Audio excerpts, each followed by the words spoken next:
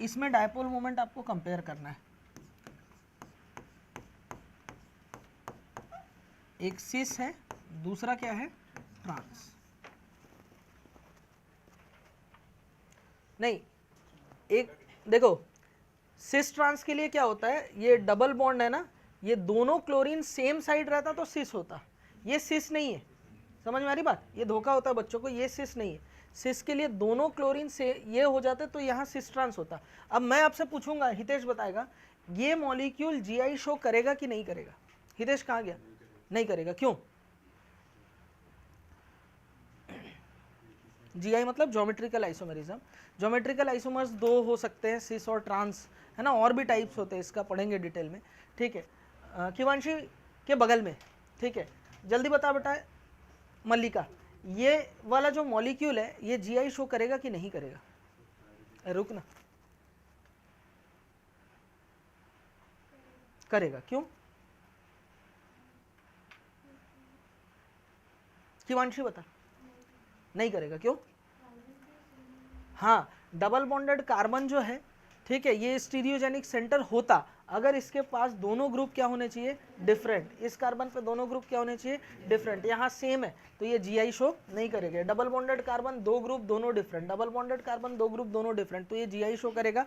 ये अगर ट्रांस है तो इसका दूसरा ज्योमेट्रिकल आइसोमर बन सकता है जिसको हम लोग बोलते हैं सिस। हालांकि ये सब ऑर्गेनिक में जल्दी हम लोग पढ़ेंगे नेक्स्ट मंथ, ठीक है। अभी फिलहाल ये चीज़ आपको क्लियर होनी चाहिए, ये मॉलिक्यूल कोई भी जीआई शो नहीं करेगा, ये सिस ट्रांस नहीं बोलना है इसमें, क्लियर है, ठीक है। चलो डायपोल मोमेंट देखते हैं। बताओ कार्बन और क्लोरीन में किसकी इलेक्ट्रोनेगेटिविटी ज़्यादा है? क्लोरीन, ठीक है। तो क्लोरीन इलेक्ट्रॉनों को अपनी तरफ खींचेगा। कार्बन और क्लोरीन में किसकी इलेक्ट्रोनेगेटिविटी ज़्यादा है? क्लोरीन की, तो इलेक्ट्रॉनों को खींचेगा, तो यहाँ से ये डायपोल मोमेंट वेक्टर बनेगा, ठीक है। अब यहाँ कार्बन और क्लोरीन में क्लोरीन की इलेक्ट्रोनेगेटिविटी ज़्यादा, एक वेक्टर ये बनेगा तो दूसरा ये होगा।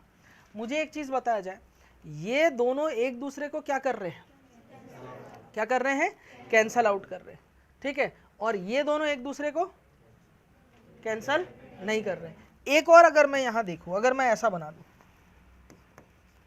सिस बना दूं,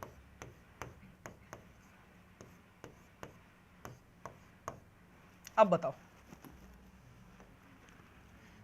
देखो ये हो गया कार्बन क्लोरीन, ये हो गया कार्बन क्लोरीन, बोलो क्लियर है, ठीक है।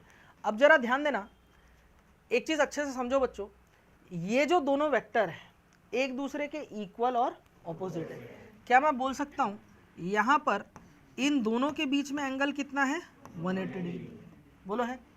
अब ये दो बॉन्ड्स को, अब ये कार्बन का हाइब्रिडाइजेशन क्या है बेटा, sp2 है, तो sp2 कार्बन होने की वजह से अगर ये दोनों बॉन्ड अगर आपस में मिलेंगे तो इनके बीच एंगल कितना होगा, 60 डिग्री, कितना होगा, 60 डिग्री। इनके बीच एंगल कितना है, 180 डिग्री, कितना है, 180 डिग्री, क्लियर है, ठीक है।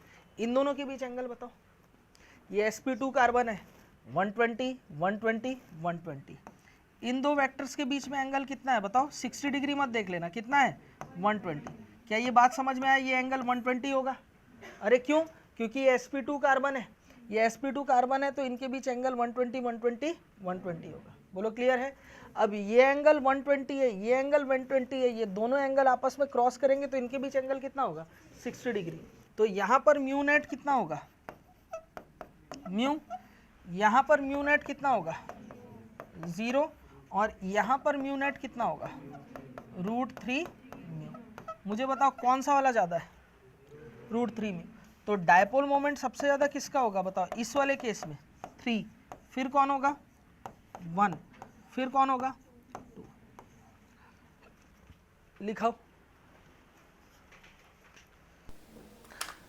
तो प्यारे बच्चों 2 मिनट के लिए पढ़ाई से ब्रेक लेते हैं। एक इन्फॉर्मेशन आप तक शेयर करनी थी, जो भी बच्चे नीट की तैयारी कर रहे हैं, जेई की तैयारी कर रहे हैं और वो चाहते हैं फ्लैश एकेडमी के सिस्टम से जुड़ना, फ्लैश एकेडमी की पढ़ाई को समझना और फ्लैश एकेडमी के जो नोट्स मटेरियल डीपीपीज है वो सब सॉल्व करें ताकि आप नीट और जेई में उड़ान भर सके, तो उनके लिए एक नया मौका है।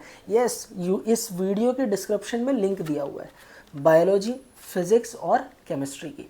आप चाहे वो कोर्स परचेस कर सकते हैं। कोर्स प्राइस बहुत ही कम और बहुत ही नॉमिनल रखा गया है, 2000 रुपीज़ का कोर्स है। अब इससे कम नहीं हो सकता। जो भी गेटवे का चार्ज था, जितनी चीज़ें मिनिमलिस्टिक हो सकती थी, मेरी टीम ने कर दी है। जल्द से जल्द एनरोल हो जाए और अपनी तैयारी को दे एक नए पंख। आप मुझे जानते हैं केमिस्ट्री एक्सपर्ट के तौर पर, और मुझसे केमिस्ट्री पढ़ने का ये एक और सुनहरा मौका आपके पास में है।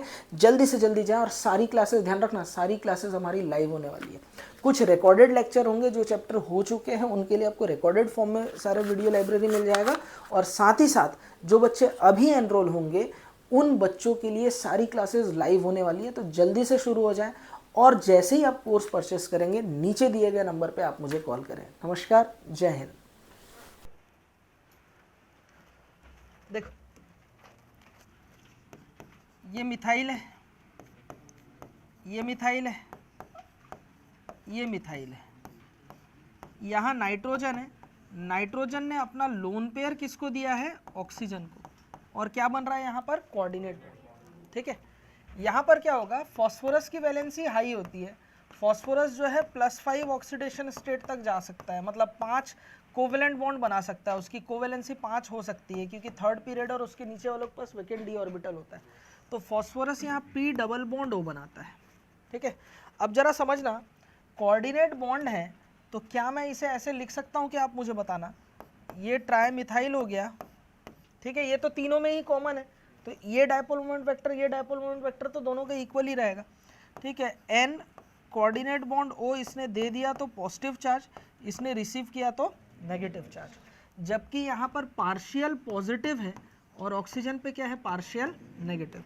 मुझे एक चीज़ बताया जाए बच्चों, यहाँ पर कंप्लीट प्लस माइनस है तो डायपोल मोमेंट यहाँ का ज़्यादा स्ट्रांग होगा, क्योंकि चार्ज ज़्यादा है, यहाँ चार्ज का सेपरेशन ज़्यादा है। जबकि यहाँ पार्शियल चार्ज है तो यहाँ डायपोल मोमेंट वेक्टर जो बनने वाला है वो थोड़ा क्या बनेगा? वीक बनेगा। बोलो, बनेगा नहीं बनेगा? ठीक है, तो क्या मैं बोल सकता हूँ कि फर्स्ट का डायपोल मोमेंट वेक्टर जो होगा, डायपोल मोमेंट होगा, नेट डायपोल मोमेंट, वो सेकंड से ज़्यादा होगा, यानी फर्स्ट मॉलिक्यूल ज़्यादा पोलर है as compared to second. Clear है? गुड क्वेश्चन, लिखा जाए। ये जेई में भी पूछा है एक बार।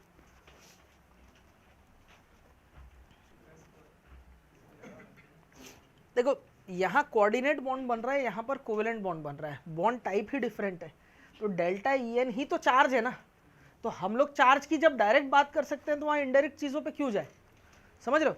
यहाँ पर कंप्लीट कोऑर्डिनेट बॉन्ड बनने की वजह से कंप्लीट प्लस और माइनस हुआ, और यहाँ पर पार्शियल पॉजिटिव और पार्शियल नेगेटिव। मैं ये सैंपल के तौर पर इसलिए बताया हूँ कि अगर किसी मॉलिक्यूल में कंप्लीट पॉजिटिव कंप्लीट नेगेटिव, दूसरे में पार्शियल पॉजिटिव पार्शियल नेगेटिव हो, तो charge factor is more dominating factor. उस कंडीशन में क्या डायपोल मोमेंट किसका ज़्यादा होगा? कंप्लीट चार्ज वाले का। ठीक है,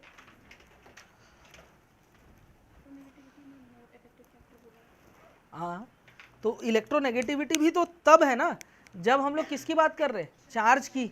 इलेक्ट्रोनेगेटिविटी ही तो चार्ज के लिए देख रहे थे। अब वहाँ जहाँ डेल्टा EN की बात कर रहा था सब जगह कोवेलेंट बॉन्ड थे। अब मैं यहाँ कोवेलेंट, एक कोऑर्डिनेट बॉन्ड है, एक कोवेलेंट बॉन्ड है, तो कोऑर्डिनेट को अगर मैं कोवेलेंट मानूँ तो कंप्लीट चार्ज सेपरेशन होगा, और यहाँ पार्शियल चार्ज सेपरेशन होगा। तो पार्शियल चार्ज से बेटर होता है कौन सा? Complete charge. समझ में आया? ठीक है तन्मय, चलिए आगे बढ़ो। एक और छोटा सा क्वेश्चन दे देते हैं। नंबर कौन सा?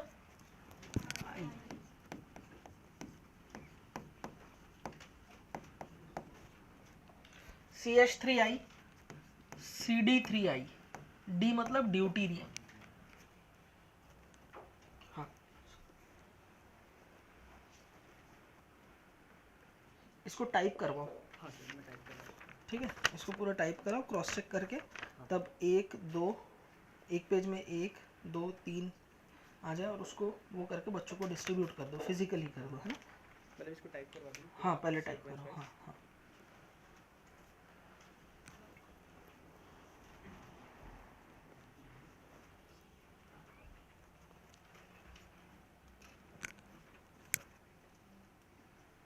बोलना। मुस्कान, क्या होगा आंसर? हाँ, देखो मान्या बता, करो डिस्कशन। अब बताओ, बोल बेटा। निकिता भाई, तन्मय बता। देखो ये हाइड्रोजन है कार्बन और ये आयोडीन। ये कौन है? ड्यूटीरियम। बोलो है, ये कार्बन और ये कौन है बेटा? आयोडीन। कार्बन और आयोडीन में किसका डायपोल मोमेंट ज्यादा होता है? जाहिर सी बात है आयोडीन का। तो यहाँ पर तो ये डायपोल मोमेंट प्लस और ये माइनस, ये प्लस और ये माइनस। अच्छा, हाइड्रोजन और कार्बन में किसकी इलेक्ट्रोनेगेटिविटी ज्यादा? कार्बन की। तो इलेक्ट्रॉन को अपनी तरफ कौन खींचेगा? निकिता उधर बैठ सकती है क्या? अच्छे से दिखेगा वहां से, अच्छे से दिखेगा उधर से, ठीक है? हाय, सेलो टेप है किसी के पास चौड़ा वाला? हाँ यहीं पे बैठ जा बेटा प्लीज। हाँ, नाराज तो नहीं हो रही? होने दे, ठीक, बैठ। अब देखो, अब निकिता बताएगी ड्यूटीरियम और कार्बन में किसकी इलेक्ट्रोनेगेटिविटी ज्यादा है? कार्बन और हाइड्रोजन में? कार्बन की। तो इलेक्ट्रॉनों को कार्बन अपनी तरफ खींचेगा तो ये प्लस ये माइनस होगा। तो जाहिर सी बात है यहाँ पर ये डायपोल मोमेंट वेक्टर ये क्रिएट होगा, इसका डायपोल मोमेंट वेक्टर ये क्रिएट होगा और इसका ये। ठीक वैसे ड्यूटीरियम के केस में भी ये और ये, यानी कि यहाँ पर इन तीनों का जो क्यूमुलेटिव रिजल्ट होगा वो यहाँ ऐड होने वाला है। इन तीनों का जो क्यूमुलेटिव रिजल्ट होगा वो यहाँ ऐड होने वाला है। ये बात तय है? ठीक। अब सवाल ये पैदा होता है कि ड्यूटीरियम का प्लस आई जो होता है वो मोर होता है। क्या होता है? मोर, है ना। और हाइड्रोजन का प्लस आई को रेफरेंस माना जाता है। प्लस आई मतलब इलेक्ट्रॉन को धक्का मारने की टेंडेंसी, ठीक है। ये अभी पढ़ाया नहीं हो, जब ऑर्गेनिक आप करोगे तो आपको पता चलेगा। तो ड्यूटीरियम का प्लस आई मोर होने की वजह से ये इलेक्ट्रॉन को क्या करेगा? धक्का लगाएगा, और ज्यादा धक्का लगाएगा तो चार्ज का सेपरेशन भी ज्यादा होगा। तो ये वाला डायपोल मोमेंट वेक्टर इसका ड्यूटीरियम के केस में क्या होने वाला है? मोर होने वाला है। तो CD3I ज्यादा पोलर होगा एज कंपेयर टू CH3I। बोलो बात क्लियर है? अरे हूँ हाँ करो, ठीक है, लिख लो। तो प्यारे बच्चों 2 मिनट के लिए पढ़ाई से ब्रेक लेते हैं। एक इन्फॉर्मेशन आप तक शेयर करनी थी। जो भी बच्चे नीट की तैयारी कर रहे हैं, जेई की तैयारी कर रहे हैं और वो चाहते हैं फ्लैश एकेडमी के सिस्टम से जुड़ना, फ्लैश एकेडमी की पढ़ाई को समझना और फ्लैश एकेडमी के जो नोट्स मटेरियल DPPs है वो सब सॉल्व करें ताकि आप नीट और जेई में उड़ान भर सके, तो उनके लिए एक नया मौका है। यस, इस वीडियो के डिस्क्रिप्शन में लिंक दिया हुआ है बायोलॉजी, फिजिक्स और केमिस्ट्री की। आप चाहे वो कोर्स परचेस कर सकते हैं। कोर्स प्राइस बहुत ही कम और बहुत ही नॉमिनल रखा गया है। 2000 रुपीज़ का कोर्स है। अब इससे कम नहीं हो सकता। जो भी गेटवे का चार्ज था, जितनी चीज़ें मिनिमलिस्टिक हो सकती थी, मेरी टीम ने कर दी है। जल्द से जल्द एनरोल हो जाए और अपनी तैयारी को दे एक नए पंख। आप मुझे जानते हैं केमिस्ट्री एक्सपर्ट के तौर पर, और मुझसे केमिस्ट्री पढ़ने का ये एक और सुनहरा मौका आपके पास में है। जल्दी से जल्दी जाएं। और सारी क्लासेस, ध्यान रखना, सारी क्लासेस हमारी लाइव होने वाली है। कुछ रिकॉर्डेड लेक्चर होंगे, जो चैप्टर हो चुके हैं उनके लिए आपको रिकॉर्डेड फॉर्म में सारे वीडियो लाइब्रेरी मिल जाएगा। और साथ ही साथ जो बच्चे अभी एनरोल होंगे उन बच्चों के लिए सारी क्लासेस लाइव होने वाली है। तो जल्दी से शुरू हो जाएं, और जैसे ही आप कोर्स परचेस करेंगे नीचे दिए गए नंबर पे आप मुझे कॉल करें। नमस्कार, जय हिंद।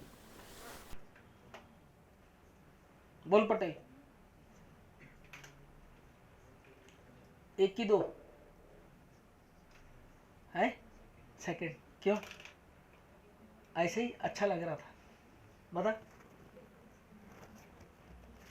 ध्यान दो, CN वाले केस में देखो,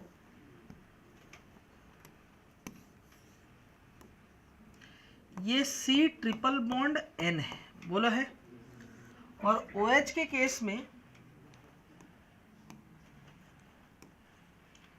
OH और ऑक्सीजन के पास ये क्या है बेटा? 2 लोन पेयर है। अब जरा हाइब्रिडाइजेशन देखते हैं। देखो, कार्बन के केस में एक कार्बन ट्रिपल बॉन्ड बना रहा है, यानी 2 सिग्मा, लोन पेयर 0 है। सिग्मा कितने हैं? 2, लोन पेयर कितने हैं? 0। हाइब्रिडाइजेशन इसका क्या है? sp, और sp का शेप होता है लीनियर। इस वाले केस में, ऑक्सीजन के केस में सिग्मा कितने हैं बताओ? 2, लोन पेयर कितने हैं? 2, तो शेप क्या होगा? sp, 2 और 2 4 होगा। तो इलेक्ट्रॉनिक ज्योमेट्री क्या होगी? टेट्राहेड्रल। और हमारे पास में यहाँ पर हाइब्रिडाइजेशन क्या होगा? sp3। ठीक है। अब इन 2 मॉलिक्यूल्स को मैं कैसे दिखा रहा हूँ जरा देखना। अब क्योंकि ये मॉलिक्यूल लीनियर हो गया है तो ये कुछ ऐसा दिखेगा, C triple bond N, C triple bond N, बोलो दिखेगा? अरे हुआ करो, पक्की बात है। अब मुझे एक चीज बताओ, कार्बन नाइट्रोजन में कार्बन की इलेक्ट्रोनेगेटिविटी और नाइट्रोजन में किसकी ज्यादा होगी? नाइट्रोजन की ज्यादा होगी।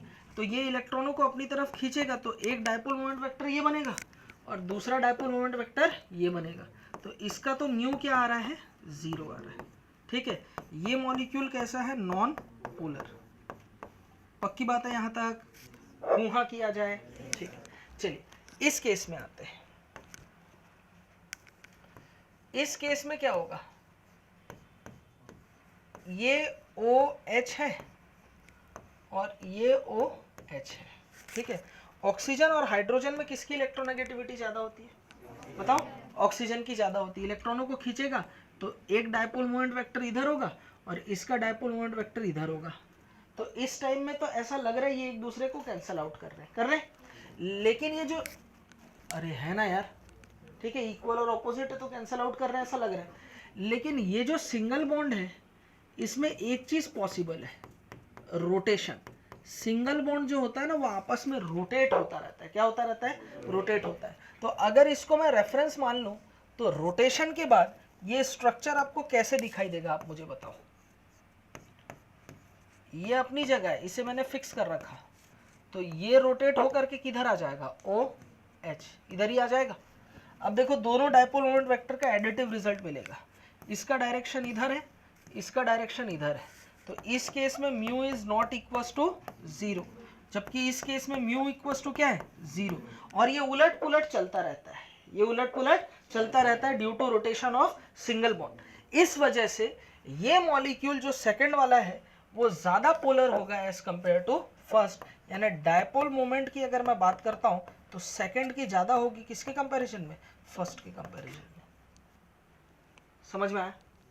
पक्की बात है। सिंगल बॉन्ड में रोटेशन पॉसिबल है, जबकि यहाँ मल्टीपल बॉन्ड होने से कोई रोटेशन नहीं हो सकता और ये स्ट्रेट हो गया तो डायपोल मोमेंट वेक्टर। अच्छा, यहाँ सिंगल बॉन्ड को आप घुमा भी दोगे तो क्या फर्क पड़ेगा? डायपोल मोमेंट की डायरेक्शन तो ऊपर ही है। ठीक है, लिख लो।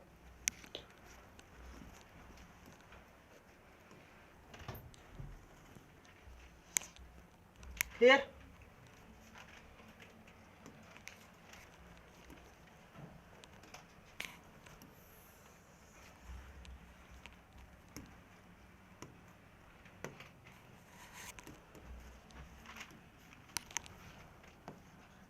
क्वेश्चन है, which of the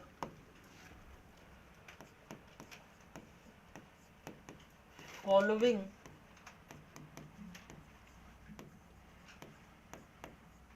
molecules show stable dipole moment? देखो, स्टेबल डायपोल मोमेंट का मतलब क्या हुआ?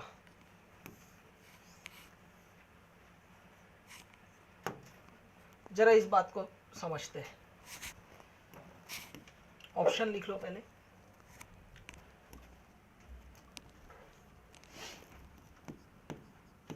BF3 मॉलिक्यूल, गुस्सा नहीं कर बेटा, गुस्सा नहीं करते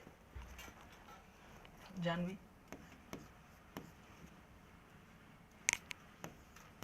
SF4, SiF4 और XeF4। देखो, स्टेबल डायपोल मोमेंट का मतलब डायपोल मोमेंट बना हुआ है, कांस्टेंट है। या सीधी सी बात है, वो कंफ्यूज करने के लिए आपको बोल रहा है, वो सीधा ये पूछना चाह रहा है कि डायपोल मोमेंट कहाँ पर mu is not equal to 0 है, कौन पोलर है, ये पूछ रहा है, सीधी बात। ठीक है, तो देखो BF3 मॉलिक्यूल हम लोग तो फटाफट कर सकते हैं। बोरॉन के वैलेंस इलेक्ट्रॉन कितने होते हैं? 3, और 3 ही दिख रहे हैं और तीनों सेम, लोन पेयर 0 है, तो यहाँ पर ये म्यू इक्वल टू क्या हो जाएगा? 0। फटाफट कर सकते हैं। ठीक है, सल्फर के वैलेंस इलेक्ट्रॉन 6 में 6 है और यहाँ पर 6 दिख रहा है नहीं, 6 में से 4 गया तो 2 इलेक्ट्रॉन यानी एक लोन पेयर, और जब भी एक लोन पेयर दिखेगा तो mu is not equal to 0, answer B होगा। चलो बाकी का भी चेक कर लेते हैं। सिलिकॉन के वैलेंस इलेक्ट्रॉन 4 और 4 दिख रहे हैं और चारों के चारों सेम है, ठीक है, तो इसका भी म्यू क्या होगा 0। ये फटाफट देखने का तरीका बता रखा हूं मैं आप लोग को, क्लियर है। जेनॉन के वैलेंस इलेक्ट्रॉन 8 में से 4 गया तो 4 इलेक्ट्रॉन ने 2 लोन पेयर इसके कितने हैं 2, बॉन्ड पेयर कितने हैं 4, कितना हो गया 6, यानी sp3d2। sp3d2 में लोन पेयर अगर रखूंगा तो लोन पेयर को मैं अगर एक्सजीएल में रखूं तो ये लोन पेयर है, ये लोन पेयर है, सेंटर में कौन होगा बताओ, हाँ जेनॉन, कौन होगा जेनॉन।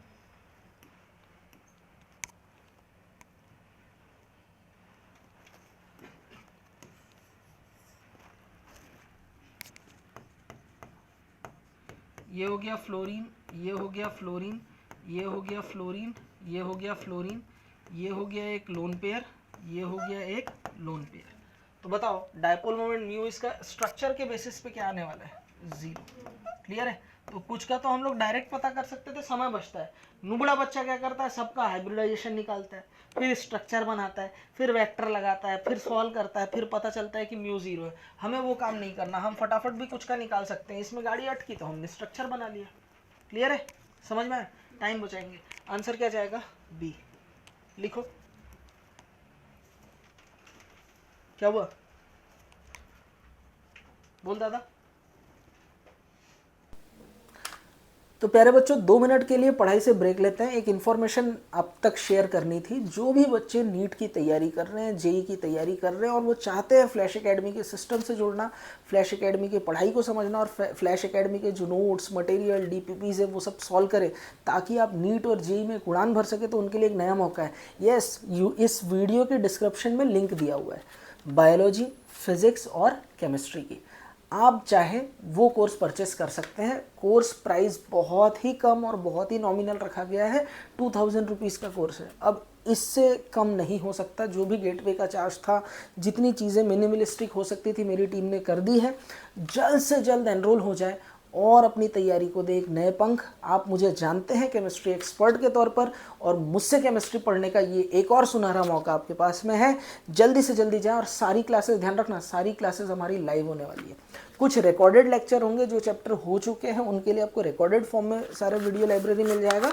और साथ ही साथ जो बच्चे अभी एनरोल होंगे उन बच्चों के लिए सारी क्लासेस लाइव होने वाली है। तो जल्दी से शुरू हो जाएं और जैसे ही आप कोर्स परचेस करेंगे नीचे दिए गए नंबर पे आप मुझे कॉल करें। नमस्कार, जय Hind.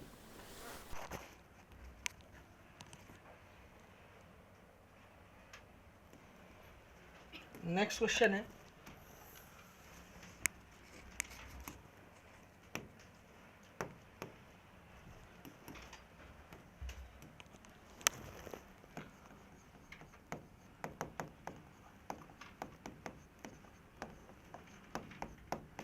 which of the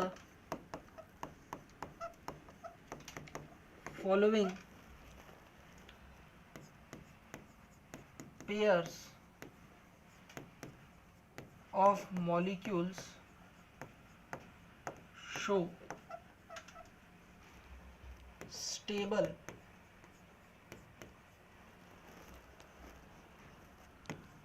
dipole moment?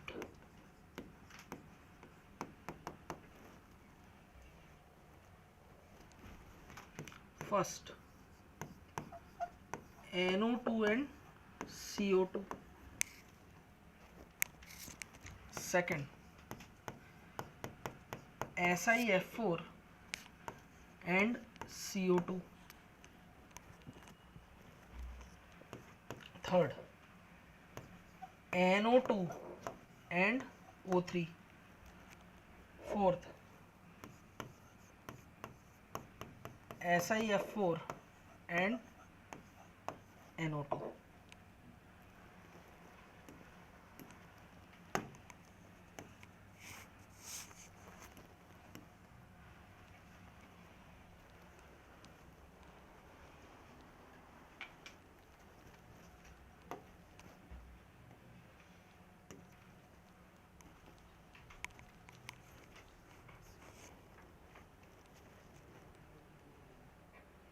Answer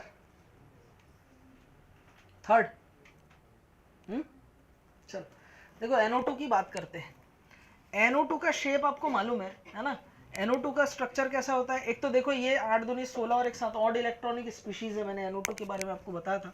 hybridisation निकालोगे, सिग्मा कितने इसके 2, लोन पेयर निकालना है, कार्बन नाइट्रोजन के वैलेंस इलेक्ट्रॉन 5, 5 में से 4 गया 1 इलेक्ट्रॉन यानी आधा लोन पेयर, तो ये 2.5 था।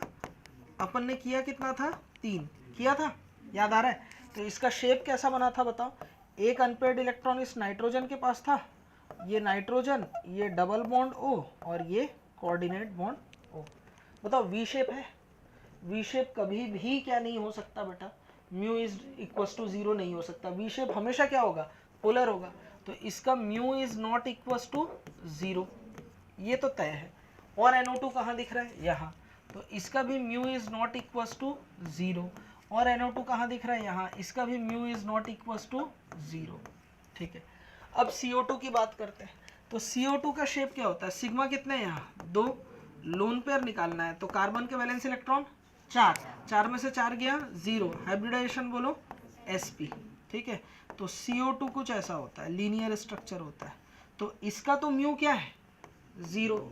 तो जहां जहां CO2 होगा वो ऑप्शन तो मेरा कैंसिल हो गया। ये भी क्या है? म्यू इक्वस टू 0, ये ऑप्शन कैंसिल हो गया। अब बचे हमारे पास ये दोनों, इसमें O3 को चेक करना और SiF4 को चेक करना है। तो सबसे पहले O3 की बात करते हैं। O3 का शेप कैसा होता है बताओ? O कोऑर्डिनेट बॉन्ड O, यही होता है ओजोन का शेप। ये भी शेप क्या है? V shape. तो वी शेप होगा तो इसका भी म्यू क्या नहीं होगा? Not equals to 0। तो ये आंसर जाएगा सी। SiF4 को चेक कर लेना। सिलिकॉन के पास वैलेंस इलेक्ट्रॉन कितने होते हैं? 4, 4 में से 4 गया तो 0, यानी और टर्मिनल एटम भी सेम, तो इसका भी म्यू क्या होगा? 0। ये फटाफट हम लोग चेक कर सकते थे। ठीक है, तो ये आंसर होगा इसका, लिख लो।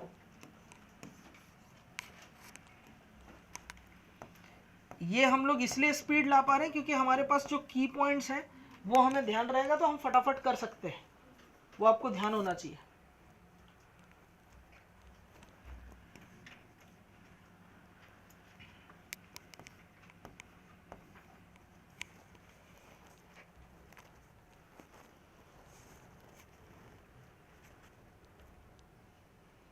तो समय चुराना है हमें, है ना? ये मेरे जो पॉइंट्स हैं उनको एकदम बिल्कुल ग्रिप कर लेना है।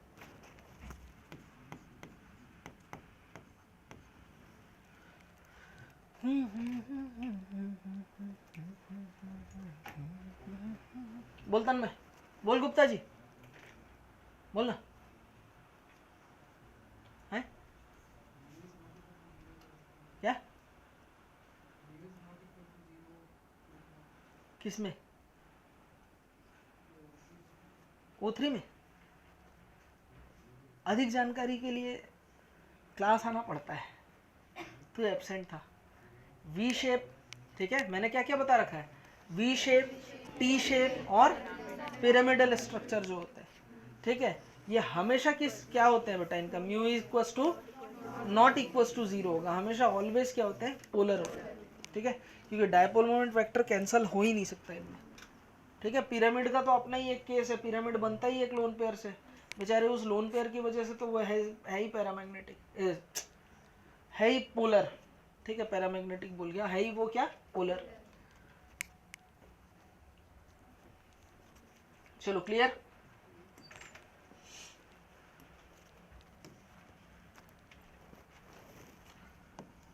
नेक्स्ट क्वेश्चन देखते हैं। PF3Cl2 molecule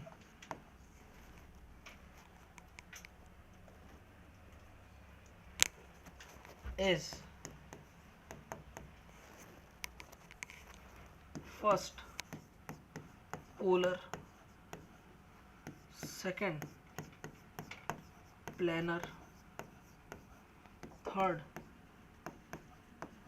non-polar, fourth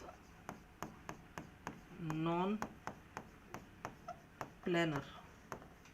अब ऑप्शन सुनो, A and B, second A and D, ठीक है, third C and B, fourth C and D।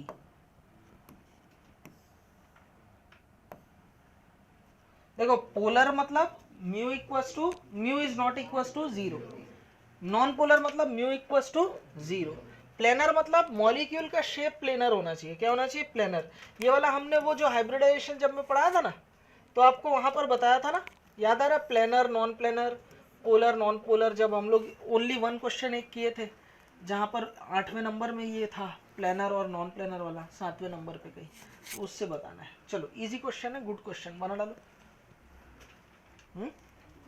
2 होगा, यानी कि ए पोलर भी होगा और डी नॉन प्लेनर होगा। चेक करते।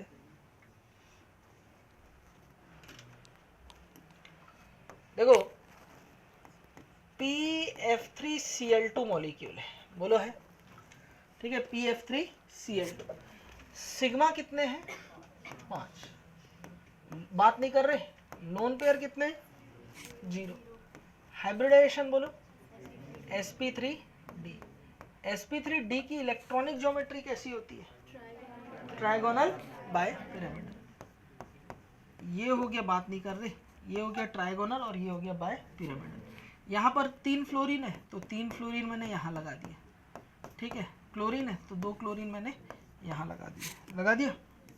अरे हूँ हाँ करो, ठीक है। चलिए अब डायपोल मोमेंट चेक करते हैं, बात नहीं करना हितेश,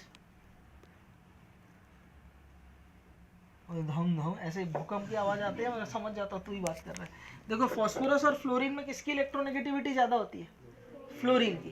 तो इलेक्ट्रॉन को ये खींचेगा तो इसका डायपोल मोमेंट वेक्टर इधर जाएगा, इसका डायपोल मोमेंट वेक्टर इधर जाएगा, इसका डायपोल मोमेंट वेक्टर इधर जाएगा। अब मुझे एक चीज बताओ, 3 डायपोल मोमेंट तीनों इक्वल, इनके बीच सेपरेशन एंगल सेम है 120 120 120, क्या तीनों एक दूसरे को कैंसल आउट कर देंगे? अरे हूँ हाँ करो।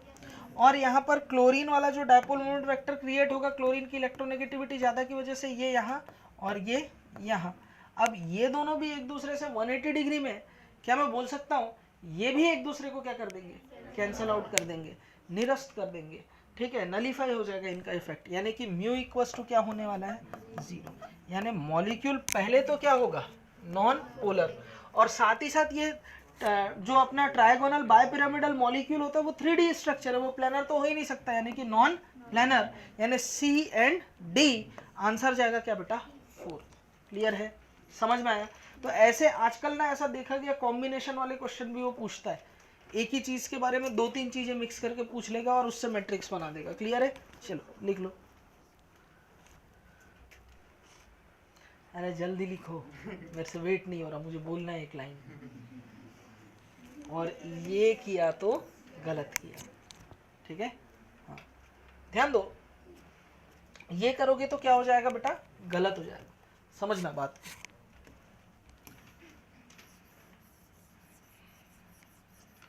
देखो लिखेंगे एक काम की बात,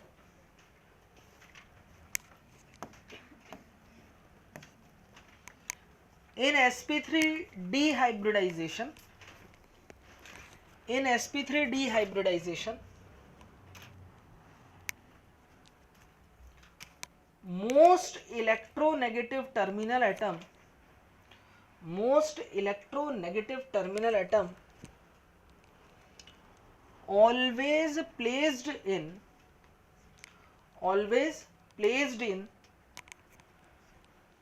axial position, axial position।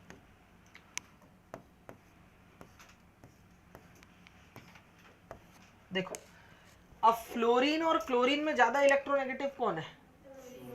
Fluorine है। फ्लोरीन को हमेशा मेरी कोशिश रहेगी मैं एक्सियल में रखूं, अब यहाँ एक्सियल में आ गया, उसके बाद मजबूरी थी तो मैंने इक्वेटोरियल में रख दिया, और यहाँ आएंगे क्या बेटा? 2 क्लोरीन। ये हो गया PF3Cl2 का स्ट्रक्चर। अब जरा देखना, ये फ्लोरीन का डायपोल मोमेंट वेक्टर, ये फ्लोरीन का डायपोल मोमेंट वेक्टर कैंसिल हो गए, ये अभी भी जिंदा है, और इस डायपोल मोमेंट वेक्टर को ये क्लोरीन के दोनों डायपोल मोमेंट वेक्टर चाह के भी कैंसिल आउट नहीं कर पा रहे। अरे है ना, ये दोनों का बीच में से जाएगा 60 डिग्री पे, है ना, और ये अपना अलग ही डायपोल मोमेंट वेक्टर बना रहा है, तो इस स्ट्रक्चर का म्यू किसी भी हालत में 0 नहीं हो सकता। यानी मॉलिक्यूल क्या होगा, एक तो पोलर और दूसरा क्या होगा हमारे पास में नॉन प्लेनर। तो आंसर क्या गया बताओ, ए और डी का कॉम्बिनेशन। तो ए और डी कौन सा है, सेकंड। क्लियर हुआ? जुगाड़ ऐसे ट्रिक्स कोई नहीं देगा तुमको, सिंपल टिप्स, PCM भी everything now easily on your finger tips, जो भी चाहिए ले लेना।